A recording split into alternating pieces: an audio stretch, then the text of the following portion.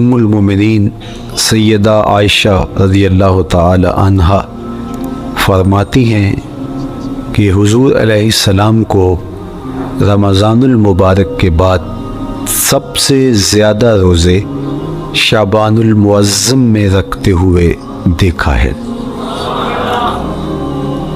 माह शाबान में रमज़ानुल मुबारक का शिद्दत से इंतज़ार करना, इसकी हमें तरग़ीब दी गई है।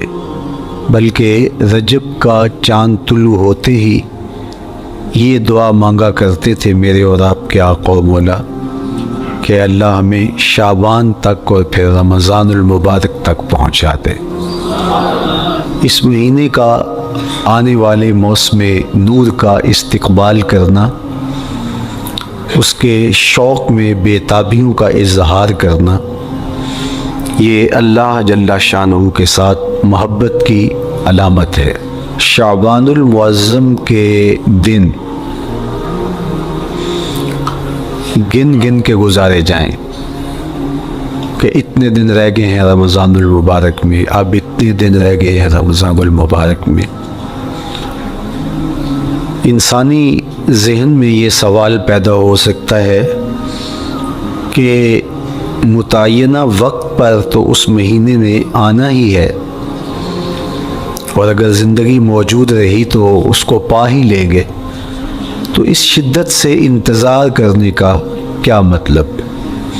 तो उसका जवाब ये है, बैरून मुल्क से किसी के बुज़ुर्ग ने, वालिद ने या किसी के बेटे ने आना हो तो वो 2 माह कबल ही आंखें फर्श रा किए होते हैं और गिन गिन के दिन गुजार रहे होते हैं, और जो ही लम्हे करीब आते हैं तो फिर घड़ियां और सातें भी गिनी जाती हैं।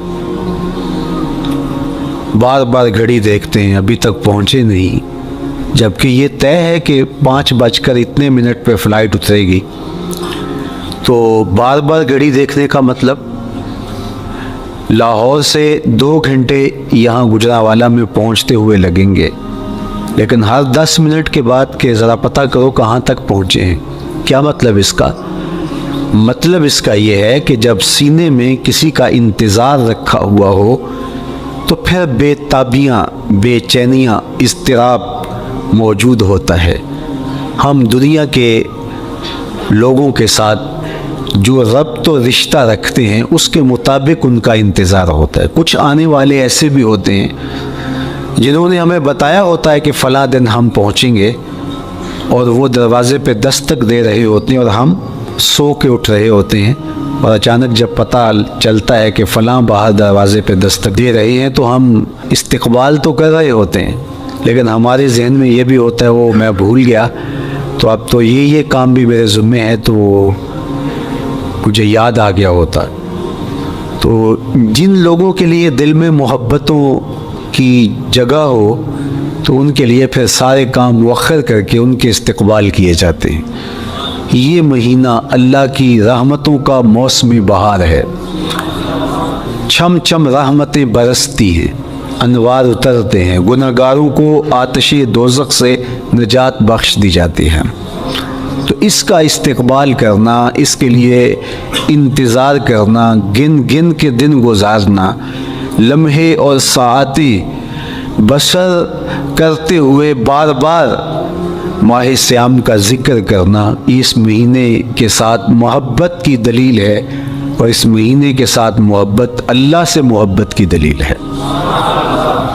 इसलिए इस महीने का इस्तक़बाल करना, इसके लिए तैयारी करना, अपने घर को साफ़ करना, इसके लिए अपनी औलाद के दिल में शौक़ पैदा करना और माहौल पहले पैदा करने की कोशिश करना, ताकि जो ही ये माँ जलवागर हो तो रोज़ा रखने का मिजाज पैदा हो चुका हो, तिलावत कलाम मजीद का मिजाज पैदा हो चुका हो, दीगर नवाफल और अच्छे आमाल बजा लाने की आदत पड़ चुकी हो।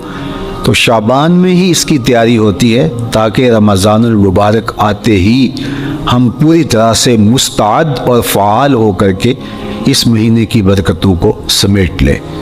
اللہ کے محبوب علیہ السلام نے ارشاد فرمایا کہ جب ماہ صیام آتا ہے فتحت ابواب الجنہ، تو جنت کے 8 دروازے کھول دیے جاتے ہیں۔ جنت تو اللہ جل شانہ کی کرم نوازیوں کا ایک ایسا خوبصورت منظر ہے کہ آج تک نہ کسی آنکھ نے اس کو دیکھا، نہ کسی کان نے سنا، اور نہ اس کا کوئی تصور کر سکتا ہے، ایسی خوبصورت بنائی ہے۔ وہاں کی ہوائیں جب چلتی ہیں تو گرد نہیں اڑتا، کستوری اڑتی ہے۔ وہاں دودھ کی، شہد کی، مائع معین، کوثر، سلسبیل کی نہریں بہتی ہیں، موتی زمرد کے محلات بنے ہوئے ہیں۔ وہ خوبصورت محل اور وہ خوبصورت جنت کا ماحول، لیکن اس کے باوجود اس خوبصورت جنت کو، مرصع جنت کو، نظیف ترین بقعۂ رحمت کو 11 ماہ تک رنگ و روغن کیا جاتا ہے رمضان المبارک کے استقبال کے لیے۔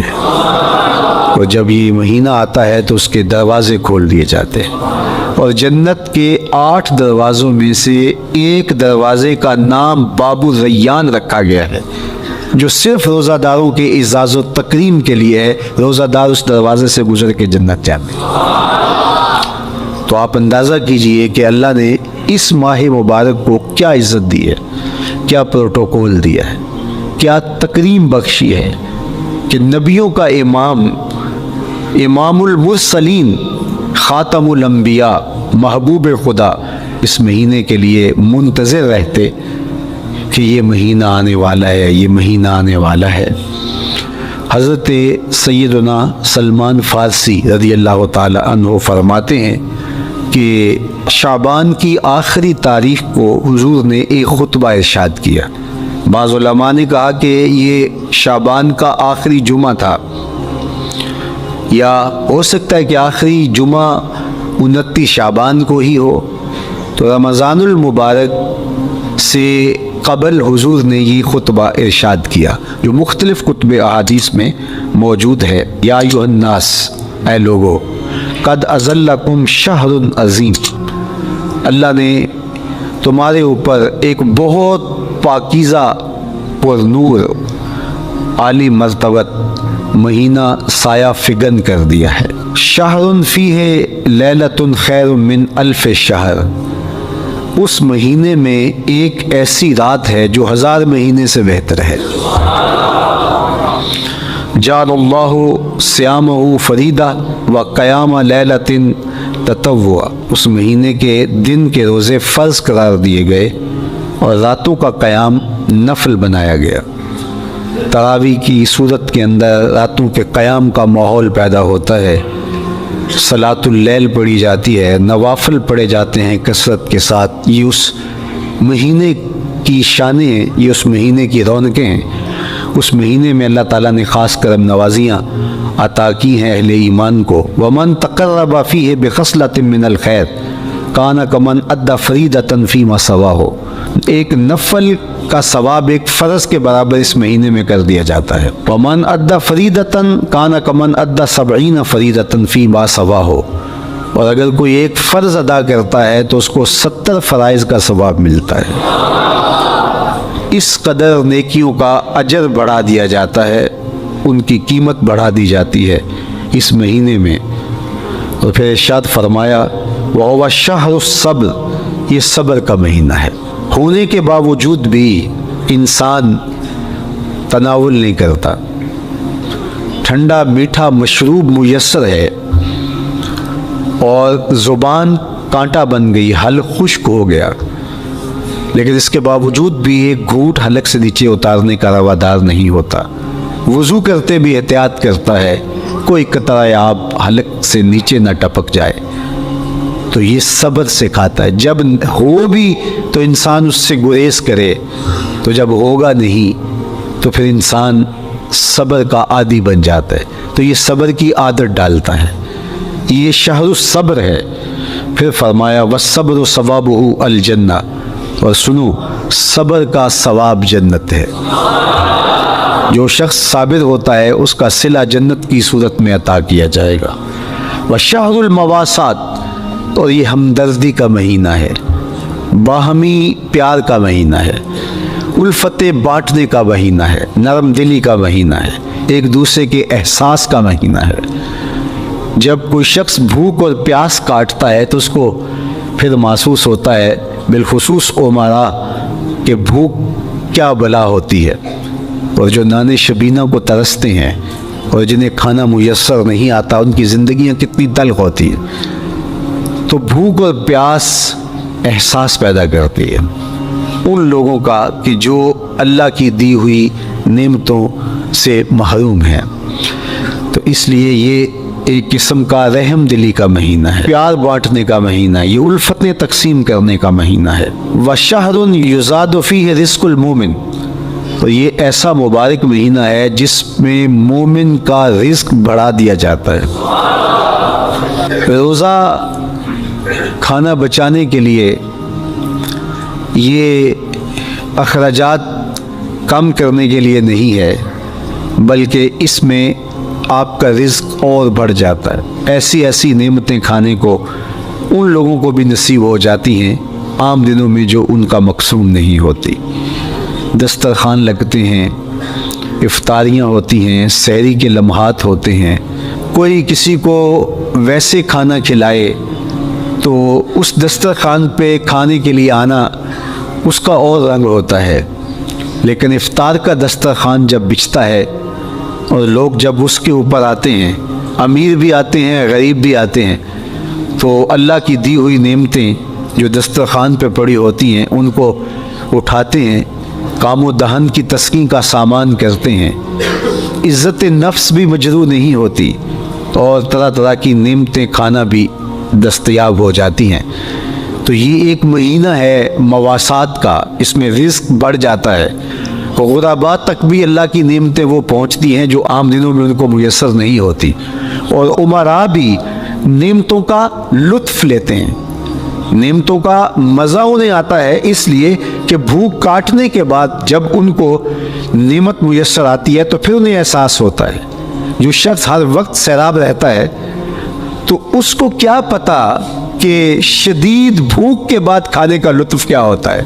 سخت پیاس کے بعد میٹھا اور ٹھنڈا مشروب جب رگوں کو تر کرتے ہوئے معدے تک پہنچتا ہے تو اس کی تراوت، اس کی ٹھنڈک، اس کی لذت، اس کا کیف و سرور، اس کی عذوبت کس طرح راحت بخشتی ہے. اسی لیے میرے اور آپ کے آقا و مولا نے ایک دوسرے مقام پہ ارشاد فرمایا، لِلصَّائِمِ فرحتان، فرحتن عند فطرہ و فرحتن عند لقاء ربہ. روزے دار کے لیے دو خوشیاں ہیں. ایک خوشی اسے تب ملتی ہے جب وہ روزہ افطار کرتا ہے، وہ لمحے مسرتوں کے ہوتے ہیں، ایک روحانی احساس ہوتا ہے. اتنا لمبا دن، اتنا سخت دن، گرمی کی شدت، مالک تیرا شکر ہے لمحہ اختتام پہنچا اور یہ اتنا لمبا دن تیرے حکم کی تعمیل کرتے ہوئے بسر ہو گیا. ایک تو روزہ کھولتے ہوئے وہ ایک سرشاری ہوتی ہے، وہ ایک لذت ہوتی ہے، روحانی تسکین ہوتی ہے. آج کل وہ افطار کے دسترخوان لگتے ہیں تو جس طرح ہمارے سارے معاملات جو ہیں وہ ملوث ہو گئے ہیں ریا سے، تصنع سے، اس طرح افطار بھی ایک فیشن کے طور پہ فروغ پا رہی ہے. تو اس میں امراء کو اور شخصیات کو بلایا جاتا ہے اور ایسے لوگ کثرت کے ساتھ ہوتے ہیں جن کا روزہ بھی نہیں ہوتا. تو پھر ظاہر ہے رسماً تو اتنی دیر تک وہ کچھ نہیں اٹھا سکتے جب تک اذان کی آواز نہیں آتی، افطار کے لمحے نہیں آتے. تو اس وقت جو روزہ دار ہوتا ہے جب وہ مشروب لے رہا ہوتا ہے، جب وہ کوئی لقمہ اتار رہا ہوتا ہے، تو اس کی جو فرحت ہوتی ہے، اور جس نے روزہ نہیں رکھا اور وہ بھی افطار کے دسترخوان پہ بیٹھا ہے، تو کیا اس کو کوئی روحانی حظ، کوئی سرور، افطار کے لمحوں کا کوئی لطف مل سکتا ہے؟ وہ بیچارہ کتنا بے چین ہوتا ہوگا کہ یہ شخص ہے کمزور ہے، سارا دن مزدوری کر کے آیا ہے اور اس کا بھی تو سارا دن گزر گیا بھوک اور پیاس سے، اور میں صحت مند ہوں اور سارا دن ٹھنڈے ماحول میں رہا ہوں اور مجھے توفیق نہیں ملی. تو وہ گھونٹ کتنے مشکل اس کے لیے ہوتے ہوں گے.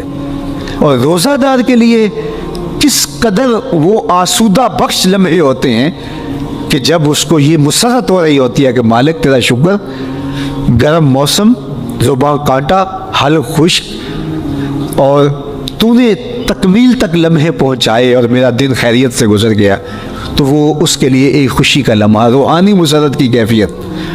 اور دوسری کہ جب وہ ٹھنڈا اور میٹھا مشروب، سارے دن کی سوکھی ہوئی زبان اور خشک حلق، اور انسان کی جو ہے وہ رگیں بھی، انتڑیاں بھی خشک ہو چکی ہوتی ہیں، تو ٹھنڈا اور میٹھا مشروب جب انسان کے معدے کی طرف بڑھ رہا ہوتا ہے، زبان بولے نہ بولے، ایک ایک رواں اللہ کی حمد بول رہا ہوتا ہے، اور تشکر انسان کے رگ و ریشہ سے ادا ہو رہا ہوتا ہے، اور اس کی کیفیت، اس کی سرشاریاں، اس کی لذتیں وہ دیکھنے کی ہوتی ہیں۔ تو کہا للصائم فرحتان، روزے دار کو تو ایک فرحت اس وقت ملتی عند فطرہ ہی، جب وہ روزہ کھولتا ہے، روحانی فرحت بھی، جسمانی فرحت بھی۔ وفرحۃ عند لقاء ربہ، اور دوسری فرحت اور دوسری خوشی اسے تب ملے گی جب اس روزے کے صلے میں اللہ تعالیٰ اپنے رخ انور سے پردہ اٹھا دے گا اور روزہ دار کو اپنے دیدار کی دولت عطا کرے، تو وہ پھر منظر دیکھنے والا ہوگا، روزہ دار کی آنکھیں ٹھنڈی ہو جائیں گی۔ اصل افطار تو وہ ہوگی نا، اللہ اکبر، اصل تو شربت دیدار ملے گا جو روح کی پیاس بجھا دے گا، جو من کی بھوک مٹا دے گا۔ تو کہا للصائم فرحتان، فرحۃ عند فطرہ وفرحۃ عند لقاء ربہ، روزہ دار کے لیے دو خوشیاں ہیں، ایک خوشی وہ ہے جب اس کے جسم کی پیاس بجھتی ہے، اور ایک خوشی تب ملے گی جب روح کی بھوک مٹے گی، جب من کی پیاس بجھے گی، اور پھر وہ سرشاریوں کے عالم میں دیکھتا ہی چلا جائے گا، اور وہ سیراب ہی نہیں ہو پائے گا کہ میں ان دو آنکھوں سے دیکھ رہا ہوں، کاش کہ لو لو دے مڈ لک لک چشمہ، ایک کھولا تھے ایک کجا ہو۔ وہ اس آرزو میں ہوگا کہ میرا رواں رواں آنکھ بن جائے اور میں اس دیدار سے فیضیاب ہوتا چلا جاؤں۔ تو وہ کیا لمحے ہوں گے، وہ کیا گھڑیاں ہوں گی، وہ کیا ساعتیں ہوں گی، کوئی لفظ نہیں ہے جن لفظوں میں ان حقیقتوں کو بیان کیا جا سکے، اس لیے کہ وہ منظر ہی وراء الورا ہوگا۔ تو روزہ دار کو فرحت ملتی ہے جب وہ روزہ کھولتا ہے، تو فرمایا وَشَهْرٌ يُزَادُ فِيهِ رِزْقُ الْمُؤْمِنِ، اس میں مومن کا رزق بڑھا دیا جاتا ہے۔ وَمَنْ فَطَّرَ فِيهِ صَائِمًا كَانَ مَغْفِرَةً لِذُنُوبِهِ، جس نے روزہ دار کا روزہ افطار کروایا، اللہ کے محبوب فرماتے ہیں کہ ایک تو خود روزہ رکھا، اور دوسری سعادت یہ ہے کہ ماہ سیام میں روزہ دار کا روزہ افطار کروایا۔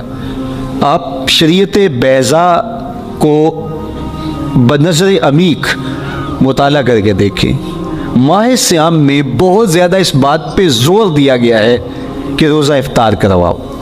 اپنے گھر میں بیٹھ کر کے روزہ افطار کر لینا یہ بھی سعادت مندی ہے، روزہ نصیب ہو جائے، لیکن اس بات پہ بہت زور دیا گیا ہے ماہ سیام میں کہ ایک ماحول پیدا ہو، لوگوں کو افطار کروائیں تاکہ تمام لوگوں تک اللہ تعالیٰ کی نعمتیں پہنچیں، اور لوگوں تک جو ہے وہ رمضان المبارک کی برکتیں پہنچیں۔ تو ارشاد فرمایا وَمَنْ فَطَّرَ فِيهِ صَائِمًا، جس نے روزے دار کا روزہ افطار کروایا، كَانَ مَغْفِرَةً لِذُنُوبِهِ، تو وہ افطار کروانے والوں کے گناہوں کی بخشش کا ذریعہ بن جائے گا، یہ افطاری گناہوں کی مغفرت کا سبب بن جائے گی۔ وَإِتْقَ رَقْبَتِهِ مِنَ النَّارِ، اور آتش دوزخ سے گردن کی آزادی کا مجدہ جاں فضا بن جائے گا یہ امر کہ اس نے کسی کا روزہ افطار کروایا۔ وَقَانَ لَهُ مِثْلُ أَجْرِهِ مِنْ غَيْرِ أَنْ يَنْقُصَ مِنْ أَجْرِهِ شَيْءٌ، اور روزہ افطار کروانے والے کو روزہ رکھنے والے جتنا اجر ہی دیا جائے گا، لیکن روزہ رکھنے والے کے اجر میں بھی کوئی کمی نہیں واقع ہوگی۔ جتنا اس نے سارے دن کی بھوک اور پیاس کاٹ کر کے تکلیف اٹھا کر کے روزہ رکھا، جس نے شام کو اس کو افطار کر دیا، اتنا ہی ثواب اس کو عطا کر دیا جائے گا، اس کا اجر کم کیے بغیر۔ اللہ اکبر، یہ امت کے لیے اللہ نے کیا پیکج دیا ہے، کیا کرم نوازیاں ہیں اس امت کے لیے۔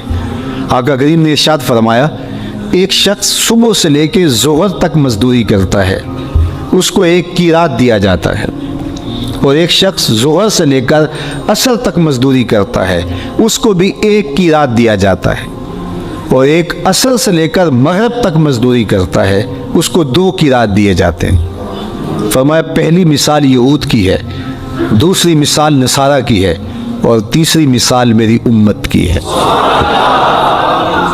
یہودیوں نے اور عیسائیوں نے اس پہ اعتراض کیا کہ ہمارا اجر کیوں تھوڑا ہے، تو میرے اور آپ کے آقا و مولا نے فرمایا تمہارا تھوڑا نہیں ہمارا زیادہ ہے۔ آج کل اگر 1000 روپیہ مزدوری چلتی ہو مزدور کی، تو کوئی شخص صبح سے شام تک ایک شخص سے مزدوری کروائے اور 1000 روپیہ دے دے، اور دوپہر کو اڈے سے جا کے ایک مزدور اور لے آئے اور شام کو اس کو بھی 1000 روپیہ دے آئے، اور ایک شخص کو عصر کے وقت لائے اس کو 2000 روپیہ دے دے، تو 1000 والا کہے کہ میرے سے زیادتی ہوئی ہے، تو اس سے زیادتی تو نہیں ہوئی، اسے تو پوری مزدوری دی گئی ہے، اب اس پہ مہربانی ہوئی ہے، اس پہ رحمت ہوئی ہے۔ تو کہا یہود اور نصارہ کی یہ مثال ہے، ایک صبح سے ظہر تک مزدوری کرے اس کو 1 قیراط، ایک ظہر سے عصر تک مزدوری کرے اس کو بھی 1 قیراط، اور تیسرا بہت تھوڑا وقت عصر سے مغرب تک مزدوری کرے اس کو 2 قیراط۔ کہا یہ امت محمدیہ علی صاحب الصلوات کو دیا گیا نور ہے۔ تو ایک شخص نے سویر سے لے کر شام تک روزہ رکھا، بھوک کاٹی، پیاس کاٹی، سخت شدت کی گرمی سہی، اور ایک شخص نے شام کے وقت اس کو روزہ افطار کروا دیا۔ اور سنو حضور علیہ السلام کا فرمان، جب حضور نے فرمایا کہ اس کو پورا اجر ملے گا پہلے کے اجر کو کم کیے بغیر، تو صحابہ کا تو دل تڑپنے لگا کہ یہ کتنی بڑی بات ہے۔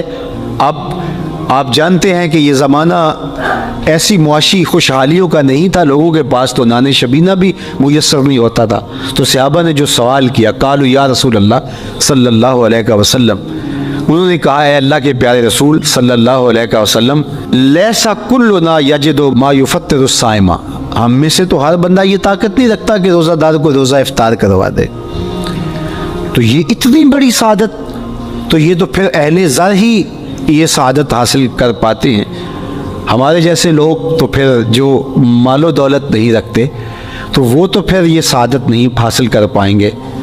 تو میرے اور آپ کے آقا و مولا نے کیا فرمایا؟ قال، حضور نے ارشاد فرمایا، یؤتی اللہ ھذا الثواب، یہ ثواب اللہ اسے شخص کو بھی عطا کرے گا، من فطر صائما علی مزقۃ لبن او تمرۃ او شربۃ من ماء، فرمایا کہ یہ اجر اللہ اس کو بھی عطا کرے گا جس نے کسی کا روزہ 1 گھونٹ دودھ سے کھلوا دیا، یا 1 کھجور سے کھلوا دیا، یا پانی کے 1 گھونٹ سے اس کا روزہ افطار کروا دیا۔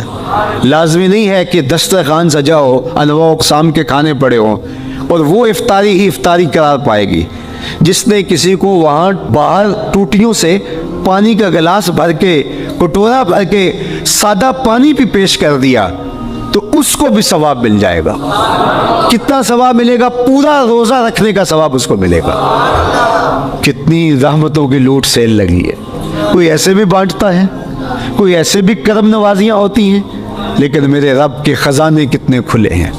میں نے مدینہ المنورہ میں ایک شخص کو دیکھا کہ وہ روزے کے وقت وہاں سے ہی گلاس لیتا اور زمزم سے بھرتا اور روزہ داروں کے آگے رکھتا چلا جاتا، اور روزانہ اس کا یہ عمل ہوتا، نماز عصر کے بعد شروع ہوتا، جتنی اس کی پہنچ ہوتی ہر ایک کے آگے رکھتا چلا جاتا، پانی بھی وہاں سے لیا، گلاس بھی وہاں سے لیا۔ اللہ اکبر! فرمایا دودھ کا 1 گھونٹ یا پانی کا 1 گلاس یا 1 کھجور اس نے کسی کو پیش کی اور اس نے اس سے روزہ کھولا، اللہ کے محبوب فرماتے ہیں پہلے کے اجر میں بغیر کسی کمی کے اس کو پورا ثواب روزے کا نصیب ہوگا۔ اللہ اکبر!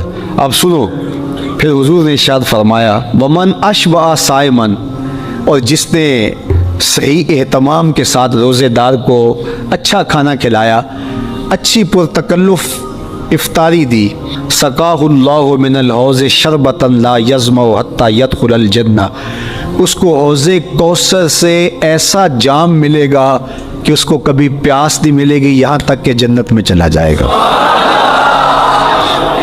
اللہ اکبر! اس کو کوثر کے جام نصیب ہوں گے حشر کی گرمی میں۔ اور آپ کو معلوم ہے، علماء سے آپ نے بارہا سنا ہوگا کہ جام کوثر جس نے ایک بار پی لیا پھر 50,000 سال کے دن میں اس کو دوبارہ پیاس نہیں لگے گی۔ یہ جام کوثر کی خصوصیت ہے۔ فرمایا وَهُوَ شَهْرٌ أَوَّلُهُ رَحْمَةٌ، یہ وہ مہینہ ہے جس کے پہلے 10 دن رحمت ہیں اور اس کا درمیانی اشرا مغفرت ہے۔ وَآخِرُهُ عِتْقٌ مِّنَ النَّارِ، اس کا آخری اشرا جو ہے وہ آتش دوزخ سے نجات کا ضامن ہے۔ فَاسْتَكْثِرُوا فِيهِ مِنْ أَرْبَعِ خِصَالٍ، کہا کہ 4 کام اس مہینے میں کثرت کے ساتھ کرو۔ خصلتان ترضون بہما ربکم، 2 کام تو وہ ہے جس سے تم اپنے رب کو راضی کرو گے۔ وخصلتان لا غنا بکم عنہما، اور 2 کام ایسے ہیں کہ ان سے بے نیاز نہیں ہو سکتے، تو وہ تمہیں کرنے پڑیں گے۔ اما الخصلتان اللتان ترضون بہما ربکم، وہ 2 خصلتیں، 2 کام جن کے ذریعے سے تم اپنے رب کو راضی کر سکو۔ فشہادت لا الہ الا اللہ، وہ گواہی دینا ہے لا الہ الا اللہ۔ وتستغفرونہ، اور تم کثرت سے استغفار کرو، اللہ سے بخشش مانگو۔ یہ 2 کام تم نے کرنے ہیں۔ وَأَمَّا الْخَصْلَتَانِ اللَّتَانِ لَا غِنَىٰ بِكُمْ عَنْهُمَا، اور وہ چیزیں جن کے بغیر تمہیں چارہ نہیں ہے۔ فَتَسْأَلُونَ الْجَنَّةَ وَتَعُوذُونَ مِنَ النَّارِ، اللہ سے جنت طلب کرو اور دوزخ سے پناہ مانگو۔ تو یہ 2 کام جو تمہاری ضرورت ہے تم اس مہینے میں کثرت کے ساتھ کرو۔ تو یہ مہینہ رحمتوں کی لوٹ سیل کا مہینہ ہے، یہ کرم نوازیوں کے امٹتے ہوئے دھارے ہیں، یہ سیل رحمت ہے جو کہ من کی سیرابی کا سبب اور ذریعہ ہے۔ خوش نصیب ہیں جو ماہ صیام کو خوبصورتی کے ساتھ بسر کرتے ہیں، اس کے آنے سے پہلے استقبال کرتے ہیں، گھروں میں صفائی کریں، اہتمام کریں، مساجد میں اہتمام کریں، تاکہ بچوں میں یہ شوق پیدا ہو کہ ماہ صیام آ رہا ہے۔